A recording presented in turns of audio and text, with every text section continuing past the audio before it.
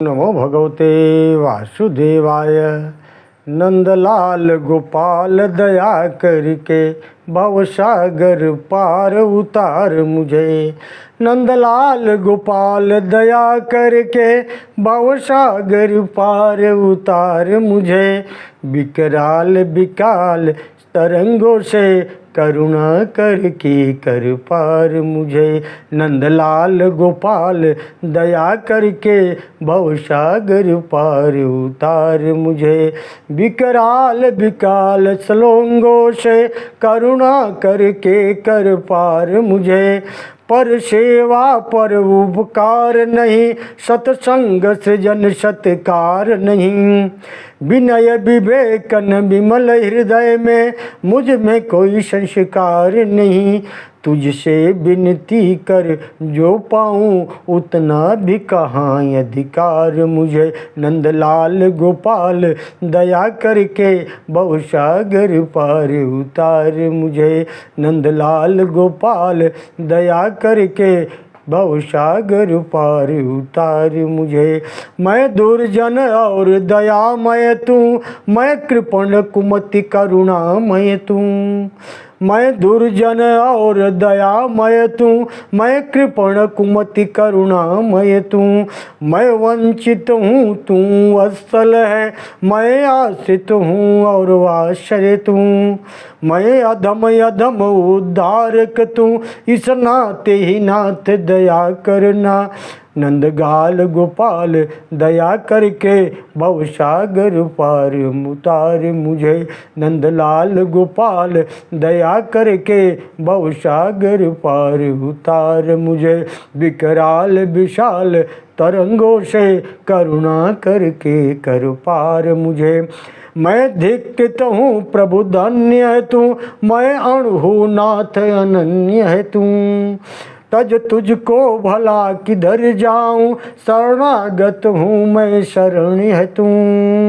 मैं विषमय तू विषहारी है, मत कर रे अस्वीकार मुझे। नंदलाल गोपाल दया करके भवसागर पार उतार मुझे। विकराल विशाल तरंगों से करुणा करके कर पार मुझे। मैं पतित जन प्राण है तू, मैं त्रस्त तृषित और प्राणी है तू। कहीं और न छोड़ ठिकाना मुझे, मैं भोग भुक्त भगवान है तू। मैं तेरे पथ का रज कण हूँ, रहने दे अपने द्वार मुझे। नंदलाल गोपाल दया करके भवसागर पार उतार मुझे। विकराल विशाल तरंगों से करुणा करके कर पार मुझे। होते वासुदेवाय। सज्जनों, आप देख रहे हैं हमारे अनंत पत्र न्यूज चैनल पर श्री नरसिंह पुराण की कथा। अब आज के कथा का प्रसंग है मार्कंडेय जी का विवाह है। वेद शिरा को उन पुत्र के रूप में वेद शिरा को उन्होंने उत्पन्न किया है और इसके बाद प्रयाग के अक्षय वट के नीचे तप और भगवान की स्तुति किए हैं और आकाशवाणी हुई है और स्तुति करने पर भगवान उन्हें आशीर्वाद एवं वरदान देने की कथा है। मार्कंडेय जी का क्षीर सागर में जाकर पुनः उनका दर्शन करने की कथा है। बहुत सुंदर कथा है। कथा थोड़ी लंबी है, आइए चलते हैं सीधा कथा की तरफ। व्यास उवाच। व्यास जी कहते हैं, हे सुखदेव, इस प्रकार तपस्या द्वारा अपनी मृत्यु को जीत कर मार्कंडेय जी पिता के घर गए। वहाँ भृगु जी के विशेष आग्रह से धर्मपूर्वक विवाह करके उन्होंने विधि के अनुसार वेद शिरा नामक एक पुत्र को उत्पन्न किया।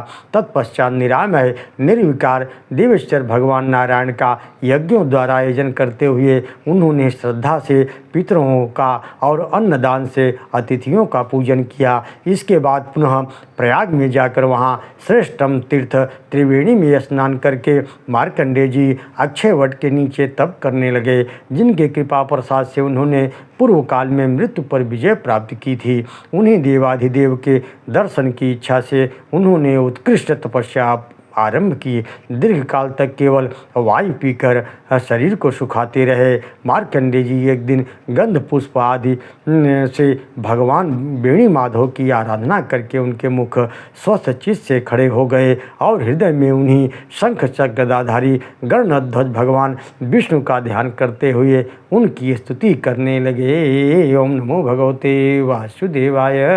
मार्कंडेय द्वारा की गई स्तुति का यहाँ पे जो है आइए चलते हैं। प्रकरण है मार्कंडेय उवाच नरम नरसिंहम नरनाथमुच्यते प्रलम्ब बाहुं कमलायते क्षणम् क्षितीश्वरैरर्चितपादपङ्कजं नमामि विष्णुं पुरुषं पुरातनं जगत्पतिं क्षीरसमुद्रमन्दिरं तं शाङ्गपाणिमुनिवृन्दविन्दितं श्रियःपतिं श्रीधर्मीशईश्वरं नमामि गोविन्दमन्वर्चसंसमम् अजं वरेण्यं जनदुःखनाशनं गुरुं पुराणं पुरुषोत्तमं प्रभुं सहस्रसूर्यद्युतिमन्तमुच्यतं नमामि भक्त्वा हरिमाद्यमाधवं पुरस्कृतं पुण्यवतां परां गतिं क्षितीश्वरं लोकपतिं प्रजापतिं परम्पराणामपि कारणं हरिं नमामि लोकत्रयकर्मसाक्षिणं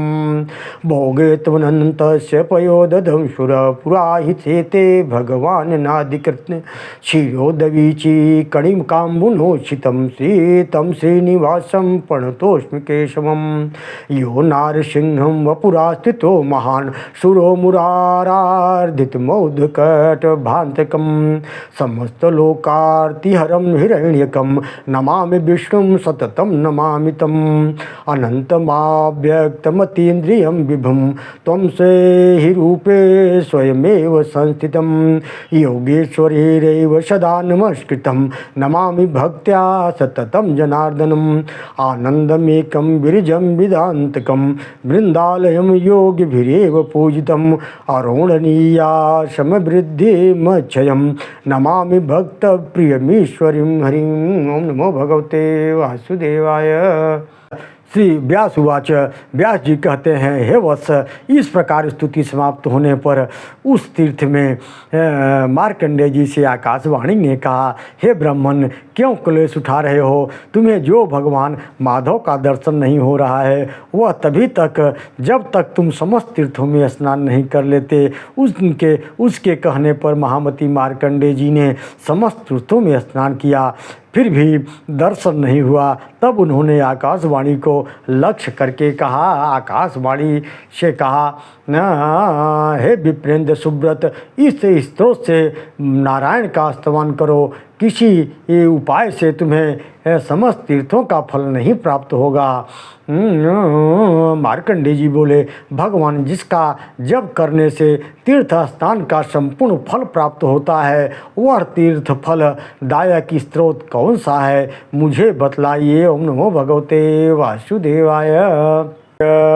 जय जय देव देव जय माधव केशव जय पद्म पलासाक्ष जय गोविंद गोपते जय जय पद्मनाभ जय वैकुंठ वामन जय पद्म ऋषिकेश जय दामोदराच्युत जय पद्मेश्वरांत जय लोक गुरु जय जय शंख गदा पाणे जय मोधर शूकर जय यज्ञेशवाराह जय भूधर भूमिप जय योगेश योगज्ञ यज्ञ योग प्रवर्तक जय योग प्रवर्तक जय धर्म प्रवर्तक कृत प्रिय जय जय यज्ञेश यज्ञाज्ञ जय जय वंदित सद्विज जय नारद सिद्धिदद जय पुण्यवतांगेह जय भौतिक भाजन जय जय चतुर्भुज श्रिय जय देव